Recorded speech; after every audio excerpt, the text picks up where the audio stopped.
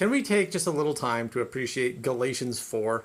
He says, "Tell me, you who want to be under the law, do you not understand the law?" Then it gives this amazing analogy of Hagar and Sarah. Both of them had a son by Abraham. Hagar was the first one to have a son, but she was the slave, the handmaiden of Sarah. She got pregnant by nature. There was no commandment from God, and her sons were bound for slavery. Whereas Sarah was a free woman, and she got pregnant by the promise given by God, even though she had been barren, and her sons will be sons of liberty, not of slavery. But she was the second one, not the first. And Paul says that Hagar represents the first Jerusalem, the earthly one, the one bound by the law like a slave. But Sarah is not bound by the law, is free, and comes by that promise of the Spirit. This represents the kingdom of heaven, and eventually the new Jerusalem. He makes it so clear. Hagar represents Mount Sinai, which is where God gave the Moses laws in Arabia, and corresponds to the present Jerusalem. You know, that Jerusalem that was around in the first century, that legalists always keep trying to get us back to. For she is in slavery with her children,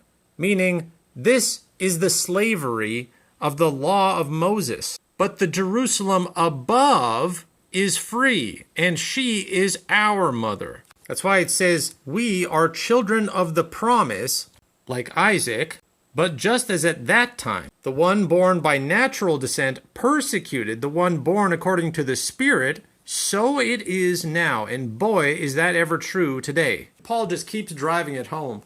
But what does the scripture say? Throw out the slave woman and her son, for the son of the slave woman will not share the inheritance with the son of the free woman. Therefore, brothers and sisters, we are not children of the slave woman, or the law represented with Mount Sinai, but of the free woman who is not under the law by definition, because free means not under the law. You absolutely cannot stop there, because these chapter breaks in the Bible are artificial. They weren't there originally. So just keep reading to the next verse. For freedom Christ has set us free. Stand firm then, and do not be subject again to the yoke of slavery, meaning the law. And he says, you who are trying to be declared righteous by the law have been alienated from Christ. You have fallen away from grace. Please, listen, do not go back to the law at any cost. He says the only thing that matters is faith working through love. And those who lie to you and say you still have to keep the Sabbaths or any of the feasts, that same chapter of Galatians 4 says you are observing religious days and months and seasons and years that would include the Sabbath.